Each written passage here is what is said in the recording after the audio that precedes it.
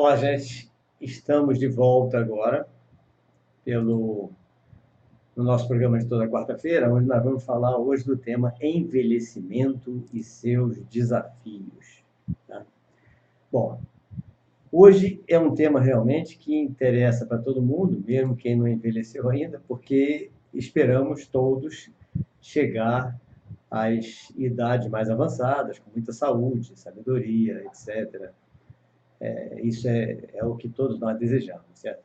Então vamos ver o que é importante hoje nós falarmos sobre isso, para que nós possamos então ter uma ideia bastante profunda do que seria o envelhecimento. Na realidade, o envelhecimento em si, que a gente começa a conversar sobre o estágio do ciclo vital a partir dos 65 anos, né?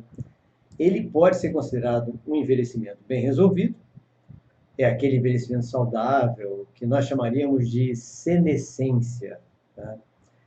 E quais as características desse envelhecimento bem resolvido, saudável e que é chamado de senescência? Aliás, esse termo é muito pouco conhecido até no universo da medicina. Tá? Normalmente o pessoal fala de outro termo, que nós vamos falar logo em seguida, tá?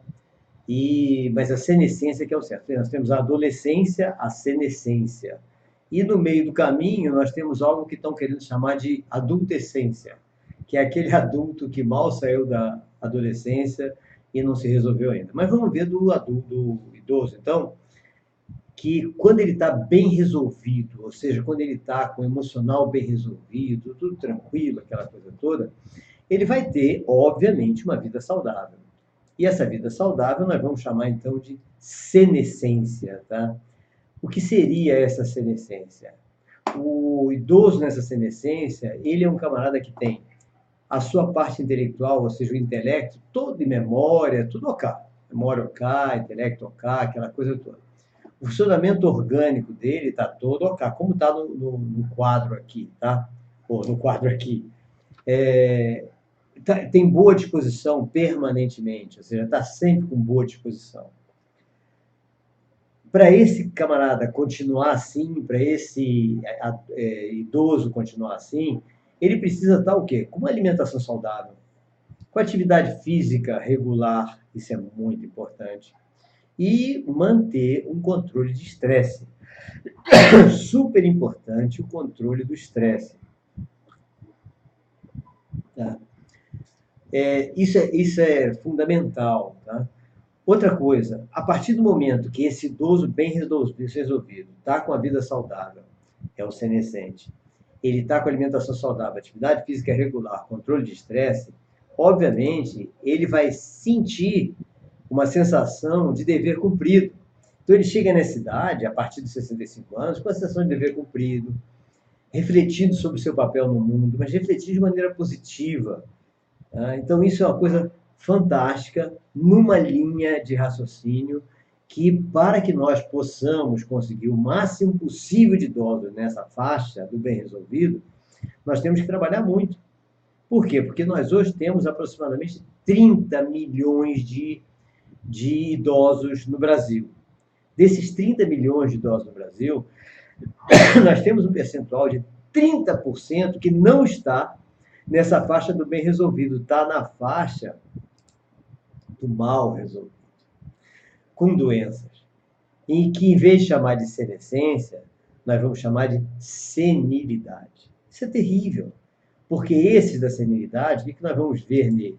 Perda de memória, perda de funcionamento intelectual, tratamento médico constante, uso constante de medicamentos, nostalgia, tristeza pela velhice, perda do sentido da vida, ou seja, é um idoso que ninguém quer ser esse tipo de idoso. Tá? Segundo o Erik Erikson, ele chama desse bem resolvido de o idoso que atingiu o processo da integridade. O idoso mal resolvido, o que atingiu o estágio do desespero. Então, Erik Erikson comenta muito bem sobre isso e, aliás, é um dos teóricos que mais estuda essa parte que mais estudou a partir dos 18 anos, né? Na fase adulta, etc. Então, é fantástico o estudo de Erik Erikson a respeito disso. Então, esse senil, nós temos 30% dos 30 milhões de idosos no Brasil na faixa da senilidade. Então, significa, são pessoas que têm dificuldade de andar, de ler, de se vestir, de comer, de tomar seus próprios remédios, tomam milhões de remédios, aquelas coisas todas. Então, é o que nós não queremos, lógico que não. O que nós queremos é um idoso senescente e não um idoso senil. Tá? Então, isso é muito importante nós vermos. E, para isso, vamos dar uma olhadinha em quem são os principais referenciais teóricos que nós podemos nos embasar, nós como idosos mesmo, como familiares de idosos, como terapeutas de idosos, podemos nos embasar para ajudar. O que Freud dizia? Como está Freud dizendo aqui em cima, manter o controle progressivo do ego e do id traz autonomia do idoso. Regressões levam ao primitivismo comportamental. O que Freud quis dizer com isso? Bom, Freud é um grande gênio, nós sabemos tudo isso sobre ele, né? E o que ele dizia é que, a partir do momento que nós vamos envelhecendo, é muito importante que, na maturidade, nós cheguemos ao ponto de conseguir manter um controle progressivo entre a nossa personalidade, aquilo que nós somos, e aquilo que nós queremos ser, aqueles impulsos, aquelas pulsões que chegam, tá? Aqueles empurrões para fazer isso, aquilo, para desejar isso, aquilo, etc. Teoricamente, a partir do momento que a gente amadurece, a gente consegue manter esse controle do ego e do id. Mas nem todos conseguem. Então, é fundamental para a autonomia do idoso, para que ele seja um idoso saudável, para que ele seja um senescente, tá? Que ele trabalhe o controle progressivo do seu ego e do seu id. Isso é fundamental. Caso ele não consiga, havendo alguma regressão, o que vai acontecer? Vai haver o primitivismo comportamental. O que é o primitivismo comportamental? É aquele idoso que todo mundo diz, ficou velho, voltou a ser criança. Voltou a ser criança, primitivismo comportamental. Então, logicamente, isso é uma consequência de de um processo irregular, enganoso, um processo ruim, errado, que a pessoa veio tendo durante todo o seu processo de envelhecimento.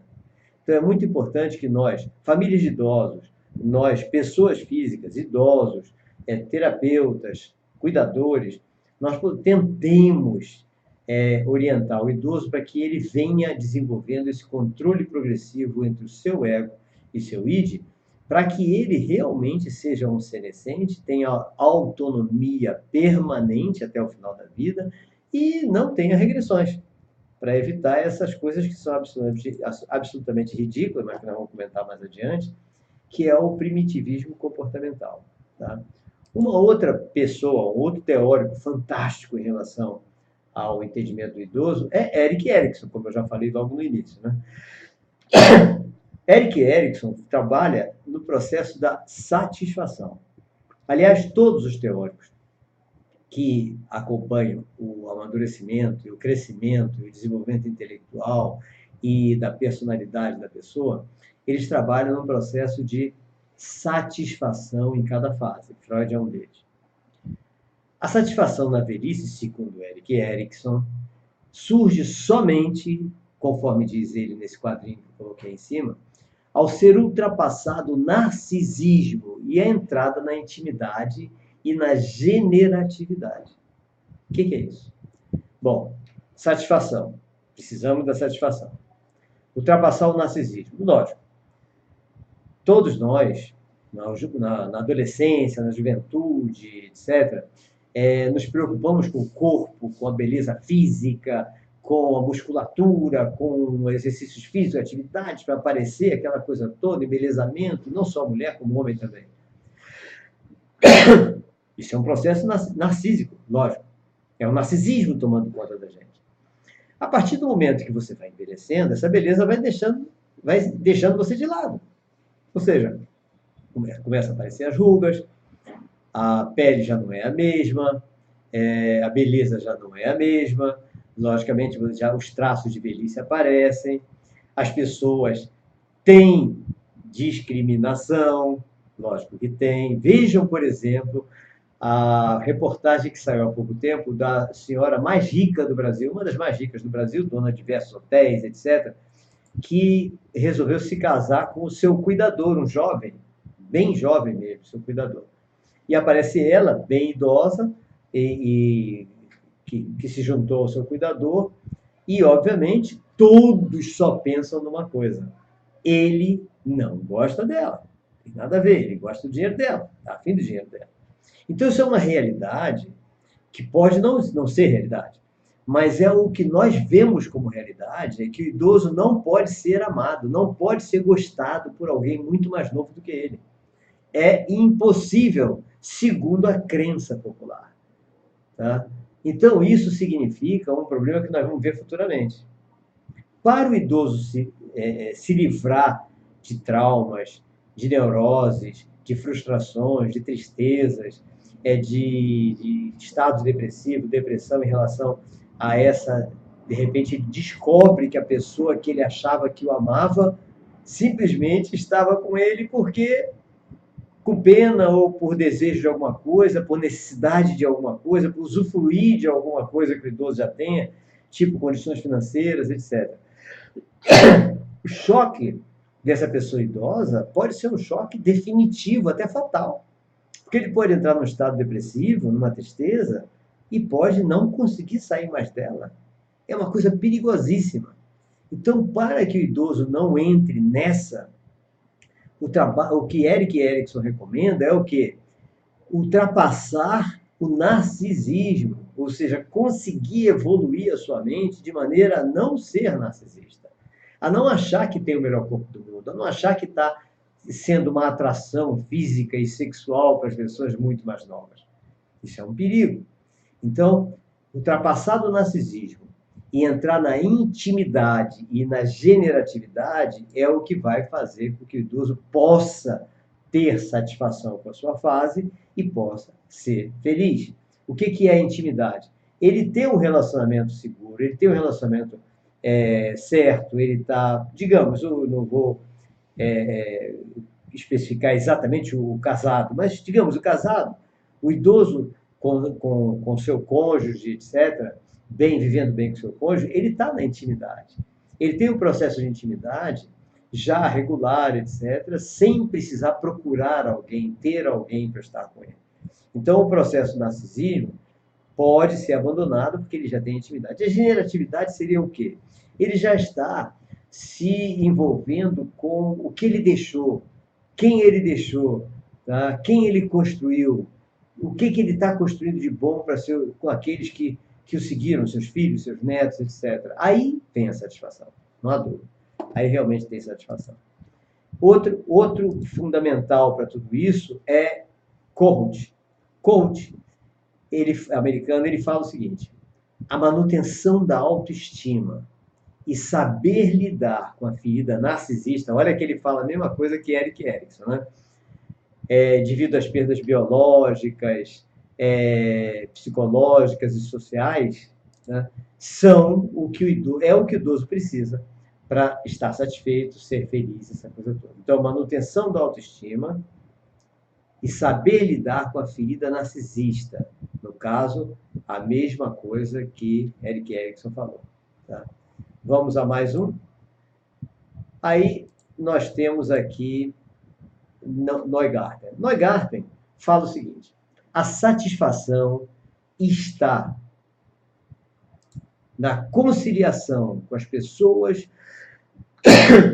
e na resolução do luto pela morte de outros e pela aproximação da própria morte. Nossa, isso aí é profundo. Viu? Vejam que a reconciliação com as pessoas, a não reconciliação das pessoas, é o que deixa aquele ressentimento. Ressentimento é sinal de infelicidade, não há dúvida. E outra, então, ressentimento. Vamos acabar com o ressentimento reconciliando com as pessoas que nós estamos com ressentimento. Resolução do luto pela morte de outros. essa resolução do luto pela morte de outros e pela própria morte é outra coisa terrível em relação ao idoso. Por quê? Porque a partir do momento que você vai ficando velho, digamos, seja aos 50 anos, de repente você percebe que está recebendo a comunicação da morte de um colega. Colega que é da mesma idade que você. Nossa, isso aí vai começar a trazer uma preocupação com a sua própria morte. Ou seja, meus colegas são da mesma idade que eu, e estão indo. E eu? Quando é que eu vou? Então, esse processo de luto é um problema seríssimo. Esse processo de luto nem sempre é muito bem resolvido. Vocês percebem, por exemplo, no caso de pais de autista. Todas as famílias de autistas, elas têm esse processo de luto muito sério. É um processo que atrapalha muito a vida da própria família e a vida do próprio autista que nasceu. Então, quando a família percebe que o filho é autista, existe um problema, um processo de luto que aparece. No idoso, esse processo aparece quando ele atinge os 50 anos. Por quê? Ele percebe os colegas morrendo. Aí ele chega a 60, mais colegas. Chega a 65, mais colegas. Chega aos 70 na minha idade, aos 71 na minha idade, por exemplo, aí você recebe a notícia da morte de um colega e pergunta de que ele morreu. Aí a pessoa, morreu de velhice, cara. Aí você olha para você e diz, se ele morreu de velhice, o que eu estou fazendo aqui vivo? Então isso acontece com todo mundo. Então nós temos que tomar um cuidado tremendo para não deixar o idoso entrar nessa. Levar na brincadeira, sei lá, fazer qualquer coisa para ele não entrar numa de luto. Se ele entrar em luto, ele está frito. E nós, e a família dele também. No meu caso, eu já sou idoso, aliás, eu já fui idoso, né, na época dos 60. Agora eu já sou ao concurso, já passei dessa faixa etária, já estou em outra. E vamos ver, por exemplo, Levinson. Levinson fala o seguinte: atividade mental criativa é o substituto normal e sadio para a atividade física reduzida. Então, Levinson lembra para a gente que o idoso tem, obviamente, uma atividade física reduzida. Né? Essa atividade física reduzida, ela é natural, ela ocorre naturalmente com todos os idosos. Então, o que nós precisamos substituir? Substituir a atividade física reduzida, a redução da atividade física, com atividade mental criativa. Então, criatividade, que aliás é um erro muito grande que nós temos na educação, que nós não estamos preparando nossos alunos, normalmente, para serem criativos. Quando chegar numa época dessa, do idoso, adulto, da senescência, se ele não tiver atividade mental criativa, ele não vai poder substituir essa redução da atividade física. Agora, por falar em redução da atividade física, nós temos que lembrar o seguinte: por mais dificuldades que o idoso tenha, temos que estimulá-lo a atividades físicas normais. É muito importante nós estimularmos o idoso às atividades físicas normais. Tá? Quanto mais atividade física esse idoso tiver, logicamente, melhor vai ser a senescência dele, não tem nem dúvida. Né?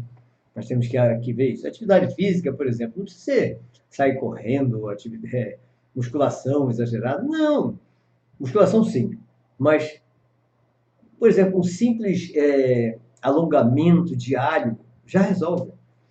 Uma caminhada, por mais simples que seja, já resolve. Se você só consegue caminhar, caminhe. Se você consegue andar rápido, ande rápido. Se você consegue correr, corra. Então, o que não pode é exagerar. O que não pode é ultrapassar os sinais do organismo. Então, tá andando rápido e sentir o cansaço, reduz, diminui a velocidade. Sentir o cansaço de novo, para, volta, respira e tal. No dia seguinte, continua. Então, é importante que haja alongamento, que haja atividade física e que não seja exagerada. Musculação. Por que musculação? Musculação é importante. É importante porque a partir do momento que a gente vai ficando velho, nós vamos perdendo massa muscular. E a perda de massa muscular é perigosíssima. Por quê? A partir do momento que não tem musculatura, o nosso organismo não prepara os ossos para sustentar a musculatura. Significa que os ossos vão enfraquecendo. Então, se os ossos vão enfraquecendo, facilmente a gente começa a ter fraturas. Então, para evitar fratura, O importante é o quê? Que o nosso organismo perceba que ainda existe muita musculatura e que ele precisa estar permanentemente fortalecendo os ossos para sustentar essa musculatura. Para que isso ocorra, nós temos que ter musculatura. Para que tenha musculatura, tem que manter a massa muscular. Para manter a massa muscular, o que a gente vai fazer? Atividade física. Musculação, leve, light, bem recomendada por um terapeuta, etc. E se alimentar com aqueles alimentos que trazem massa muscular. Volta e meia eu digo quais são, Irani, minha mulher fica desesperada que eu digo que não é a mesma coisa para todo mundo, que eu não devo dar receita nenhuma, etc. Mas eu digo, tá? Por exemplo, aquelas raízes todas cozidas de manhã, aipim, batata doce, não sei o quê, são fantásticas para isso. Ovos também, fantástico para isso. Tem várias outras coisas também fantásticas para isso. Mas um bom nutricionista pode dar essa recomendação, ok? Então, esse é o detalhe dessa parte, tá? Agora vamos ver o seguinte: quais são os grandes desafios culturais que os idosos estão enfrentando diariamente? Um deles é o ageísmo, gente. O ageísmo está aí. Olha, tem discriminação contra negro, tem discriminação contra gay, tem discriminação contra mulheres, tem discriminação contra minorias, tem discriminação contra tudo.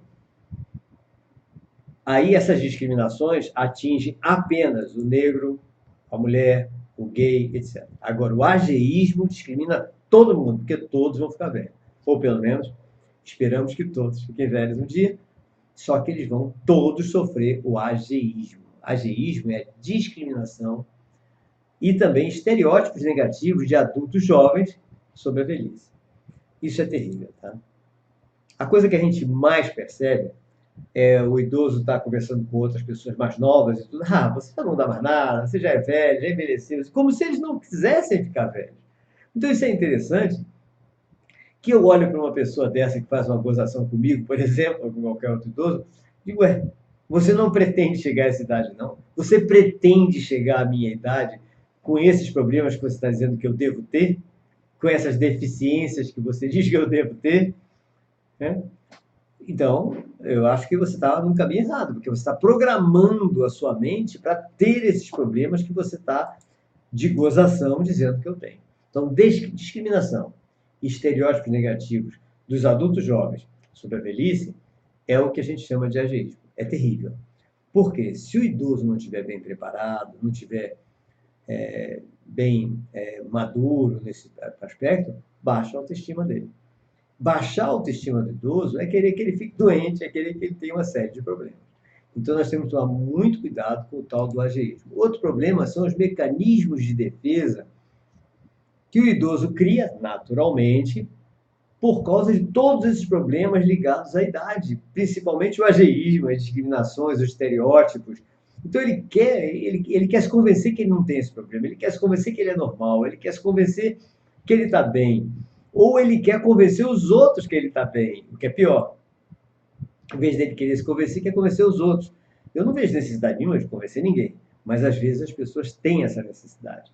Então, por causa disso, é muito comum vários idosos começarem a ter processos de transferências e contra-transferências. Isso na psicanálise todo mundo entende o que é isso, que são processos de paixonite aguda ou demonstração de paixonite por pessoas, às vezes, muito mais novas. Tá? Por que isso? É o medo dele se sentir dependente, o medo dele se sentir passivo, o medo dele se sentir submisso. E esse mecanismo de defesa encontra uma reação terrível por parte dos mais jovens: intolerância. Repare o seguinte: o idoso vai a um consultório médico e a médica é novinha. Aí ele começa a passar cantada no médico, a dar uma piadinha, não passar cantada, dar uma piadinha, não sei o que e tudo. E a médica, naturalmente, muitas vezes, ela, em vez de levar na brincadeira, ela se aborrece, etc., ou fala qualquer coisa ligada ao ageísmo. Ou seja, vê se te olha, rapaz, você é velho, não sei o que, pode ser meu avô. Ah, falou um troço desse. Podia ser meu avô. Acabou, baixa a autoestima do idoso. Então, a intolerância dos mais jovens em relação a esses mecanismos de defesa, que são naturais do idoso, É complicado. Por exemplo, tem uma amiga que a mãe dela, lá em Niterói, estava já com problemas mentais também, com processo de Alzheimer, vários processos, e numa cadeira de rodas, com processo de locomoção, aquela coisa toda. Mas a mente com dificuldade de raciocínio, segundo o que se pensava. Na casa dessa amiga minha, tinha um cursinho que ela dava, acho que era de inglês. Nesse cursinho de inglês, estava a mãe dela na cadeira de rodas e entravam os alunos, os professores, etc., para dar aula. Aí um professor veio reclamar com ela que toda vez que ele passava pela a mãe dela, pum, passava a mão nele, passava a mão na bunda dele. Ora, ela foi, deu a bronca na mãe, aquela coisa toda. A mãe rindo, achando graça, tudo, como se fosse uma criança. Você já teve o processo de regressão, né? Está no processo de regressão, mas nós temos que ser tolerantes em relação a isso. Coitada, ela estava com uma deficiência mental já, com uma redução da capacidade de raciocínio, da capacidade de discernimento. E a sexualidade estava florada ainda. É outra coisa que ninguém entende, é que o idoso possa ser sexualmente ativo. Ninguém aceita isso, ninguém aceita que a mãe não seja virgem. Minha mãe é virgem, minha mãe não transa com ninguém. Tá? Ou seja, é um absurdo. Minha avó, então, não, minha avó é pura, casta. Ou seja, isso é interessante que as pessoas não aceitam a sexualidade do idoso. Estão se programando para não ter sexualidade quando envelhecerem. Eu sempre falo isso, sempre lembro isso. Gente, cuidado. Se você acha que idoso não pode ser sexualmente ativo, você está programando a sua mente para você não poder ser sexualmente ativo quando for idoso. Então, essa intolerância é perigosa. A gente tem que, lógico, não vamos aceitar certas coisas, mas nós temos que tolerar os mais novos, os cuidadores, os familiares. Tem que tolerar determinadas coisas, porque é o respeito àquela pessoa que ficou mais velha, àquela pessoa que está na família. Alguns países, esse respeito nem existe. Outros países, o respeito é total, como no Japão. Pô, um idoso é uma biblioteca ambulante. Então, nós temos que mostrar isso para nossos filhos, netos, parentes, etc. Pô, só o tempo que esse cara viveu, aquilo que ele vivenciou, tudo isso é uma biblioteca. Então, usar o idoso como biblioteca é fantástico. E você estimulando ele a contar coisas do passado, essa coisa toda, você eleva a autoestima dele. Você dá uma alavancada na memória dele. Esse cara nunca vai ter problema na vida. Então, essa tolerância é super importante para evitar que as pessoas façam besteira por aí. Outra coisa é a autodesvalorização. Gente, a autodesvalorização está exatamente daquilo que eu acabei de falar, tá? Daquilo que eu acabei de comentar com vocês. Ou seja, as pessoas dizem, poxa, eu não quero ficar velho, que eu não quero ter falta disso, falta daquilo, não poder fazer isso, não poder fazer aquilo, etc. Isso é uma autodesvalorização que vai levar a pessoa, ao ficar idosa, realmente ficar incompetente, improdutiva e assexualizada. Assexuada. É óbvio. Então eu vejo pessoas novas já com o processo seríssimo de incompetência, processo seríssimo de improdutividade e assexuados. Como se isso fosse normal. Não é normal. É uma programação incorreta que essa pessoa fez, baseada justamente nessa desvalorização, e que o organismo cumpriu. Lógico que vai cumprir. A nossa mente é toda programada.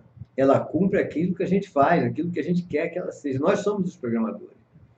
Então, vocês jovens, é bom que programem-se para ter uma vida senescente, saudável em todos os aspectos, inclusive no aspecto sexual. Isso é super importante. O outro ponto é a teoria da conspiração. Eu sempre gosto de falar disso, porque muitos idosos, muitos jovens, muitos adultos, alguns, por exemplo, leram o Inferno de Dan Brown, né? E no Inferno de Dan Brown, ele fala que a população mundial tem que ser reduzida e que a ONU, a Organização Mundial de Saúde, inclusive da ONU, da Unesco, trabalha incessantemente para tentar reduzir a população mundial, porque senão vai haver uma catástrofe alimentar. Aí o que acontece? As pessoas dizem, então foi criada uma vacina para reduzir o número de idosos, para matar tudo que é velho.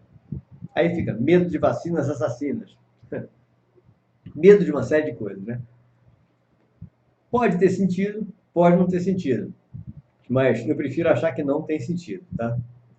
Porque acho mais ou menos ridículo essa coisa. Mas, de qualquer maneira, vários idosos pensam assim. Eu me lembro que meu pai, assim que surgiu a vacina para gripe só para idosos, a primeira coisa que ele falou, isso não vou tomar, porque isso é para matar os idosos todos, para diminuir. Agora, então, a gente vendo o processo da Previdência Social, dizendo que a Previdência Social é que está botando o país à bancarrota, e que o grande problema da Previdência Social é porque as pessoas estão ficando velhas.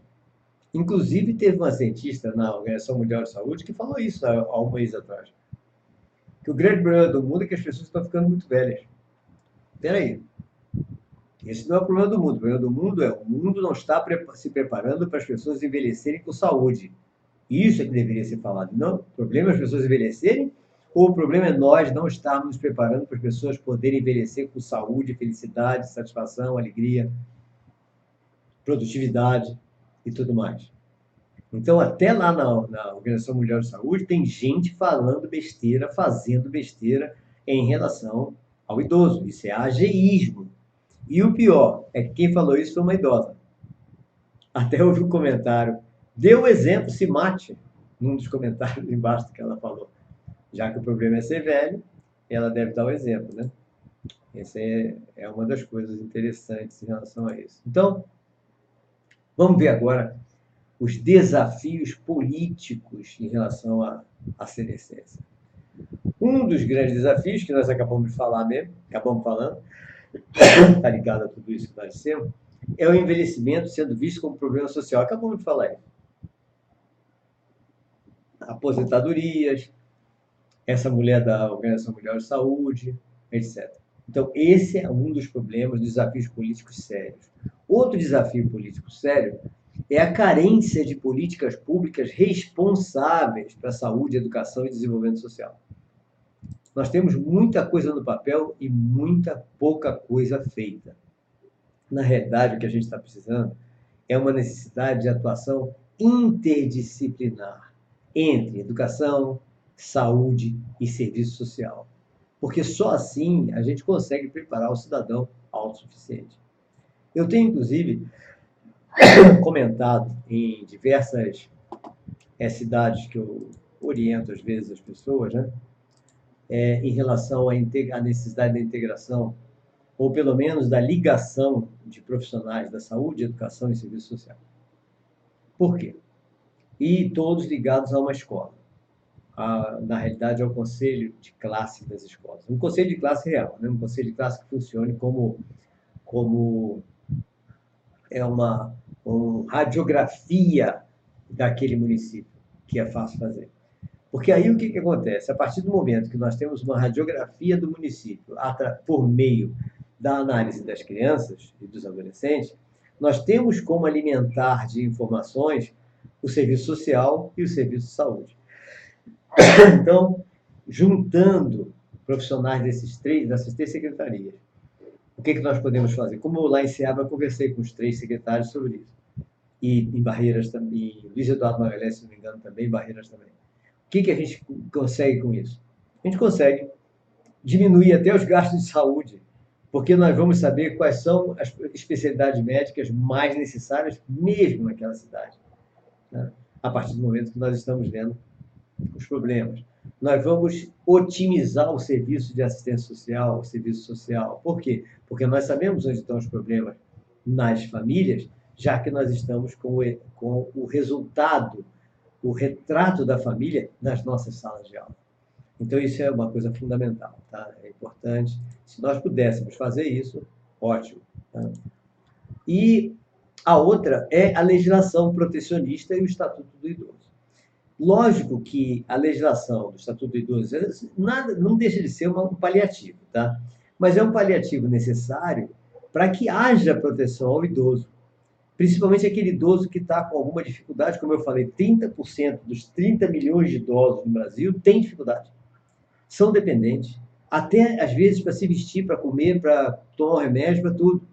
Então, a legislação acaba sendo necessária para proteger, para andar, para proteger esses idosos.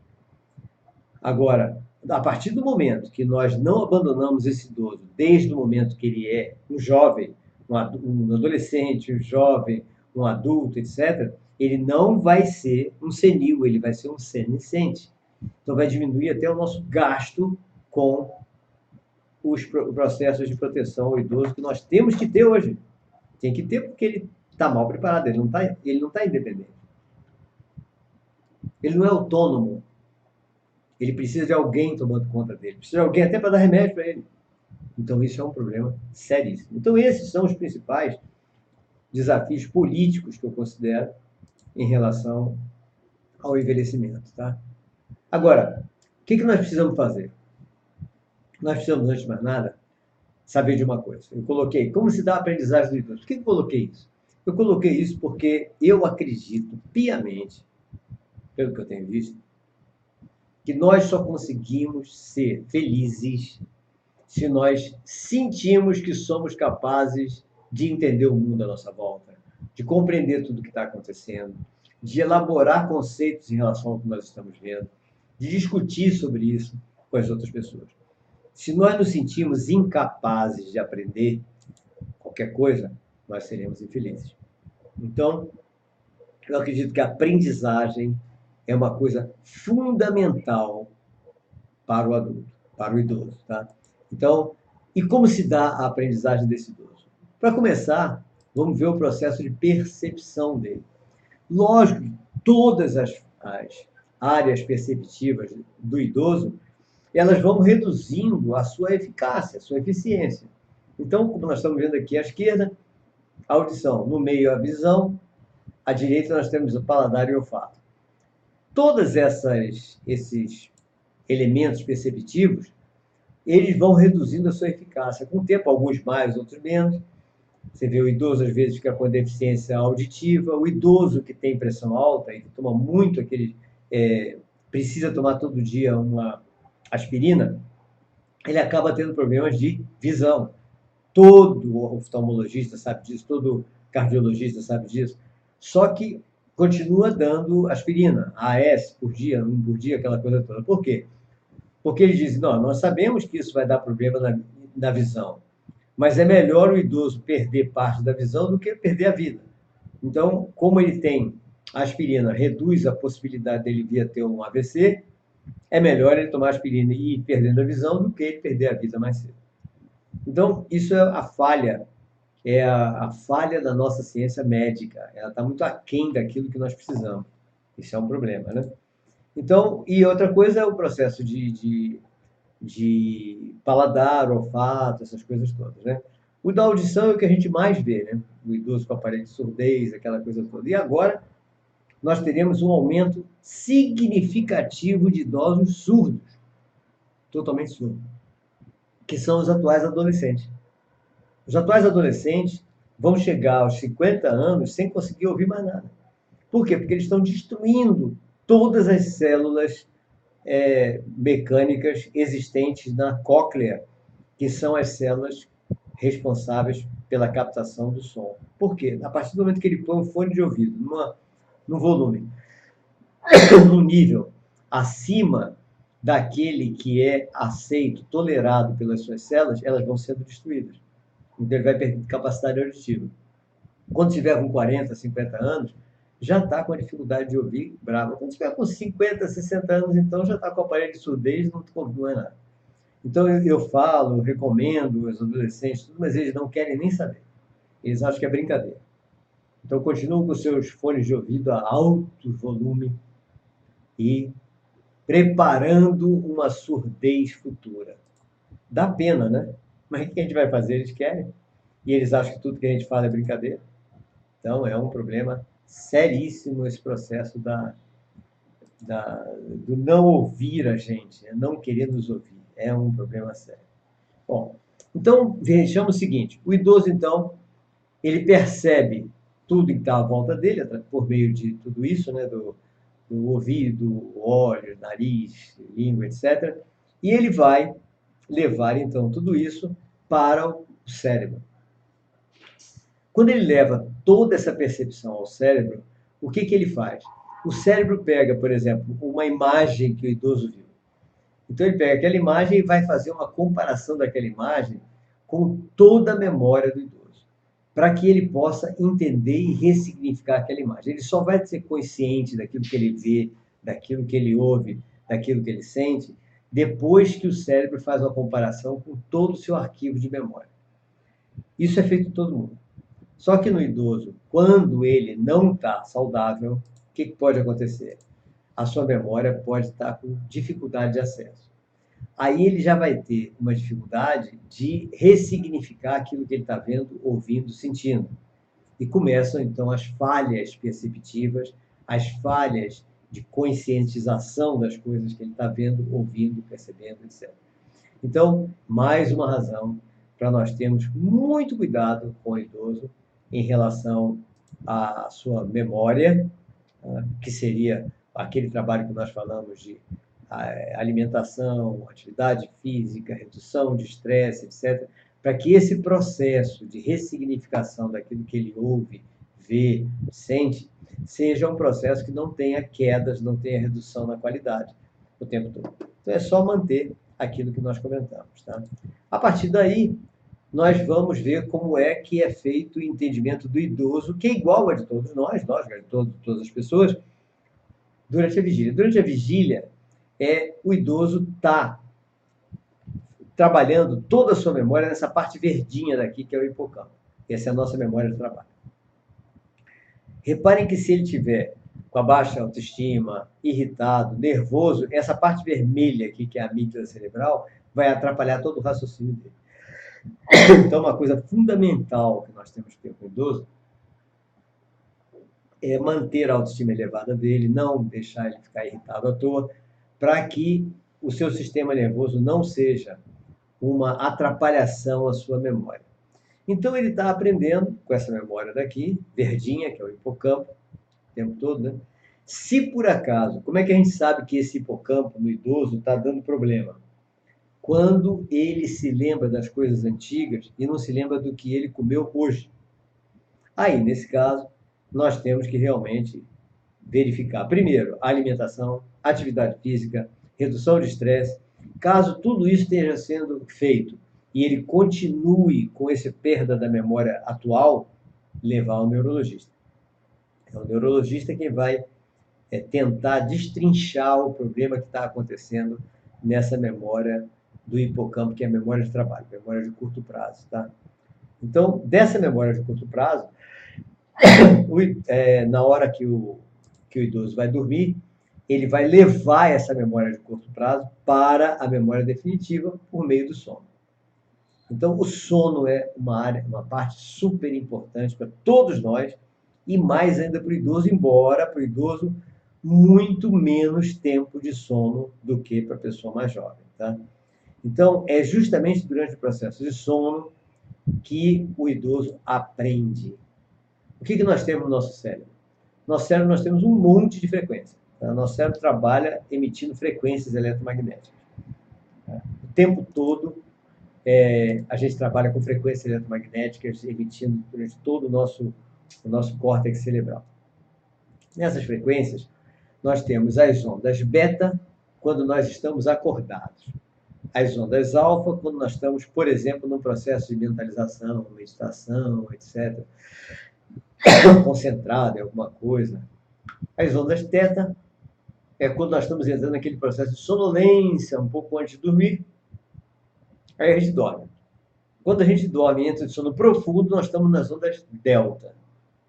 Bom, e tem uma REM aqui que eu coloquei no finalzinho, que é imenso, repara, 60 a 70 ciclos por segundo, muito mais elevado do que aquele do dia normal, que é 13 a 20 S. O que é esse REM aí? Vamos ver aqui o processo do sono? Esse REM é essa parte vermelha que eu coloquei aqui. Tá? Reparem que aqui embaixo nós temos 1, 2, 3, 4, 5, 6, 7, 8, é o que? Horas de sono. E aqui, à esquerda, são as frequências. Quando a gente vai dormir, está aqui ondas θ, 3 a 7 Hz. Ondas delta, 3 Hz. Essa aqui é sono profundo, essa azul escura aqui. Nós temos o primeiro pique de azul escuro, que é sono profundo, mais ou menos com 1 hora de sono. Aí depois a gente aumenta a frequência até que está no REM, REM, que é o período de transferência de memória. Está vermelho, porque é uma frequência elevadíssima, 60, 70 Hz. É a hora que todas as memórias nossas estão sendo consolidadas no nosso córtex cerebral. Nós temos diversos momentos de sono REM. Nós colocamos aqui 1, 2, 3, 4, 5. Teoricamente, são 5 mesmo. E esse quinto daqui é praticamente, por exemplo, o primeiro, segundo, terceiro e quarto, nós estamos levando memórias novas. Estamos reorganizando toda a nossa memória consolidada, de longa duração. Com isso, chegou memória para lá, para cá e tal. Não estão todos no mesmo lugar. Esse último período vermelho seria a organização do índice. E a gente acorda. Para o idoso, ele não precisa de 8 horas de sono. Não, a partir do momento que ele vai ficando mais velho, ele precisa de 7, 6, 5, 4. Às vezes, tem alguns idosos que 3 horas de sono é suficiente. No meu caso, por exemplo, impossível. Eu tenho que ter 5 horas de sono, pelo menos, com 71 anos. Mas tem idosos que não precisam tanto. Napoleão dizia que só um idiota precisa dormir mais do que 3 horas por dia. Eu me considero um perfeito idiota, porque eu não consigo dormir menos do que 5 horas, normalmente. Eu posso até dormir menos uma noite ou outra, mas o ideal para mim, perfeito, seria aproximadamente 5 horas. Enquanto que para o jovem, 8 horas é o ideal. Para o adolescente, às vezes 9, 10. Para a criança pequena, 20 horas, 15 horas para o bebê. Né? Então, esse é o processo de sono que ocorre e que todos nós temos que respeitar esse processo de sono. Tá? Bom, vimos o sono, vimos que é importante. Então, vamos ver o que a gente pode fazer agora para desenvolver a potencialidade desse idoso, já que nós falamos tanto de idoso potencialmente perfeito e potencialmente imperfeito.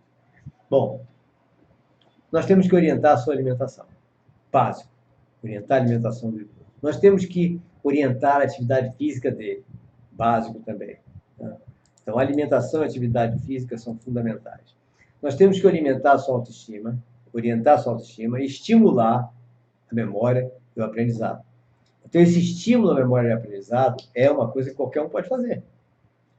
Apresentando temas para debate, discutindo coisas que ele saiba, tirando dúvidas com ele, etc. Coisas assim, né? Outra, estímulo à produtividade. Nossa, o estímulo à produtividade é fantástico. Você faz ele reviver quando ele sente que ele ainda produz, ele ainda é útil para ele mesmo, para alguém. Isso é fantástico, é fundamental. O que mais nós podemos ver? Estímulo ao lazer e ao prazer.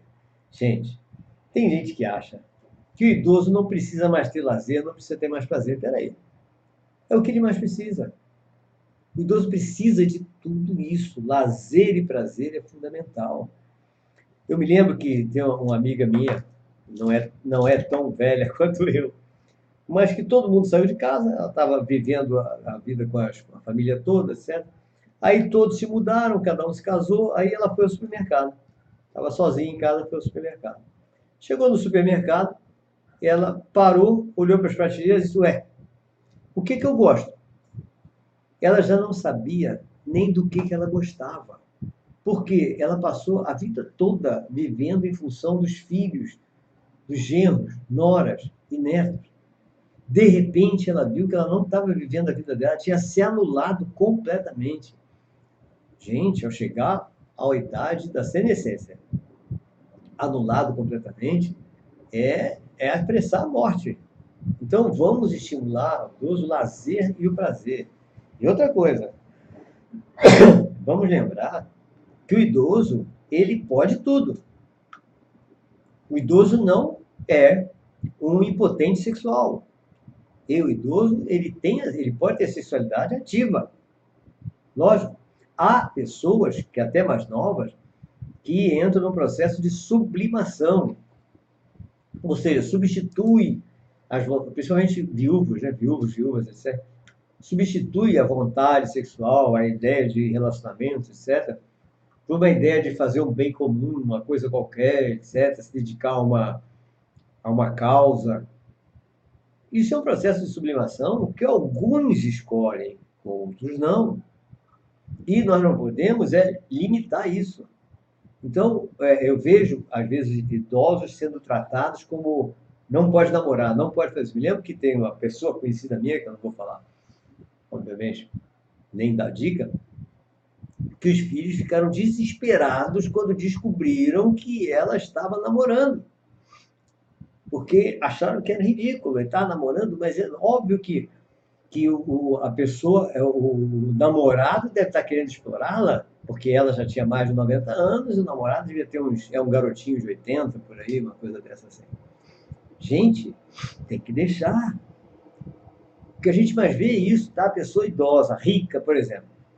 Aí os filhos e netos com medo de perder a fortuna, que não foi construída por eles, mas foi construída por essa pessoa mais velha, e impedem essa pessoa mais velha de gastar seu dinheiro com seus namoradinhos mais novos. Com suas namoradinhas mais novas. Isso é absolutamente ridículo, isso é antiético, isso é terrível. Nós temos que respeitar, inclusive, lazer, prazer e sexualidade do idoso. Isso é muito importante. Deveria ter lei protegendo o idoso em relação a isso. Proteger o idoso contra seus próprios filhos, seus parentes que querem considerá-lo inapto para gerir seus próprios bens. Hoje, qualquer advogado pode fazer isso. Pode fazer com que o idoso seja considerado sem condições de gerir seus próprios bens e ele não pode mais gastar. Isso tem acontecido, nós temos visto isso constantemente. Possivelmente, se essa senhora, riquíssima, dona de diversos hotéis, muitas fazendas no Brasil, se tiver parentes, parentes devem estar trabalhando na justiça para considerá-la, para não deixá-la gerir seus próprios bens, para poder não dar dinheiro mais para o seu namorado. Ou seja, são coisas que nós temos que pensar. Pensar muito. É muito importante que as pessoas mais novas se coloquem sempre no lugar do idoso na hora que forem tomar alguma atitude em relação a ele. Tá? Outra coisa importante, que nós já falamos, mas não custa nada lembrar, orientar o idoso para o sono, porque o sono é importante. Cuidado com a utilização de medicamentos. O que puder fazer para o idoso ter atividade física, alimentação, tudo sem utilização de medicamentos, melhor. E a outra é estímulo à recordação do sonho. Isso eu recomendo para todo mundo. Embora isso seja uma arma contra os psicanalistas, que a partir do momento que o que eu recomendo é o quê? Que todas as pessoas estimulem recordar seus sonhos e escrevam sempre. Eu tenho feito isso com vários idosos que eu não posso atender, que moram em outros locais, países, etc. E tem dado certo, maravilhosamente bem. Por quê? O sonho segundo Freud, e isso já está sendo quase comprovado pela neurociência mesmo, por mais que algumas neurocientistas achem que não, ele mostra alguma coisa. Então, a partir do momento que você escreve todo dia o seu sonho, e eu tenho feito com idosos isso, você vai acabar percebendo o que o seu organismo quer lhe dizer para você resolver uma pendência. E resolver logo, para que você tenha o resto da sua vida com muita satisfação, com muita felicidade, essas coisas todas. Então, estimular a recordação do sonho é uma coisa espetacular para o idoso. Tá? Eu acho, assim, fundamental isso. É fundamental mesmo. E nós temos aqui, para quem quiser entrar mais em detalhes sobre diversas coisas que nós falamos, nós temos o Ciência do Comportamento e Psiquiatria Clínica, que é o compêndio de psiquiatria de Sadock. Ele é fantástico em relação para todos os psiquiatras, né? E para quem não é também. Psicanalistas, psicólogos também. Ele mostra detalhes que a ciência médica conhece em relação a todo o organismo e principalmente o idoso. A Neurociência da Mente e do Comportamento, que é uma organização de Roberto Lente, e que tem a participação de Susana Herculano Hauser, é também uma obra fantástica em relação ao entendimento da mente humana. Erik Erikson é o papa do entendimento da idade, da velhice, tá? Do envelhecimento. Então, esse livro dele, que é o envolvimento vital na idade da senescência, a experiência da senescência no nosso tempo. Fantástica essa obra dele. Envelhecimento populacional e os desvios para as políticas, os desafios para as políticas públicas de Jacobin. Fantástico também. E, obviamente, é sempre bom nós termos em mente o que diz o Estatuto do Idoso em relação a todas essas coisas que nós estamos falando. Tá? Bom, esse é o detalhe que nós queríamos comentar sobre idoso. Tá? Eu acho que se colocar no lugar do idoso na hora que nós estivermos conversando com ele, é fundamental. Valzinha pergunta o quê? Uma idosa de 81 anos com Alzheimer. Sim, o mal de Alzheimer, nós sabemos que a ciência médica está fazendo de tudo para tentar entender o mal de Alzheimer. Tá? Mas, até hoje, nós não temos lá grandes coisas. Nós temos duas linhas de raciocínio em relação ao mal de Alzheimer. Uma, aqui no Brasil, que são as placas de beta-amiloide que estariam impedindo a circulação do sangue nos vasos sanguíneos cerebrais. E, para isso, está havendo aquela tentativa de destruição dessas placas por meio de introdução de microbolhas nesses vasos cerebrais e excitação dessas microbolhas com micro-ondas, que pode ser a cura do Alzheimer. Nos Estados Unidos, nós temos vendo também a possibilidade de se recuperar as bainhas de mielina, que pode também, a deterioração da bainha de mielina estar ligada ao Alzheimer. Ou seja, nós temos diversas coisas sendo feitas em relação ao Alzheimer. O que nós temos que fazer é o quê? Tolerância, estímulo a essa pessoa de produtividade. O que ela puder fazer, vamos colocar ela para fazer. Estou dizendo para a Valzinha, essa idosa com 81 anos, tá? O que puder fazer para estimular, elevar a autoestima dela, fazer com que ela se sinta útil, fazer com que ela sinta que ela produz, tudo isso é lucro. Isso para todo mundo, principalmente para os idosos, não tem nem dúvida. Sueli diz que o sogro tem 90 anos, é um gato lúcido, conta histórias interessantes, com uma riqueza de detalhes, mas que dá para escrever um livro. Muito carinho e respeito por ele, certo? Aproveitar. Aí que tá, nós temos que aproveitar o idoso, tudo que ele tem de bom. E quanto mais todos estiverem aproveitando os momentos felizes com esse idoso, mais momentos felizes ele terá. Esse é o detalhe. Max, obrigado, Max. Deixa eu ver se tem mais alguma pergunta. Obrigado, Sueli Michel Garotão. Interessante o tema. Alguma pergunta? Não. Então, gente, o que nós temos que ver é que nós vamos nos colocar no lugar daquele que nós estamos tratando, daquele que nós estamos acompanhando. Isso serve para os alunos especiais, para as pessoas com deficiência, para as pessoas com algum tipo de doença e agora, como é o nosso tema de hoje, para os idosos em geral. Né? Então, muito importante isso, super importante para todos nós. Eu agradeço demais a audiência de vocês hoje. E esse vídeo estará, então, a partir de amanhã, já no YouTube, para aqueles que tiveram dificuldade ou essas interrupções, saídas do ar, etc., já que ele está sendo gravado aqui no meu computador. E, em seguida, eu vou fazer o upload para o nosso canal de vídeo. Ok? Um forte abraço para todos vocês e até a nossa próxima semana. Até mais.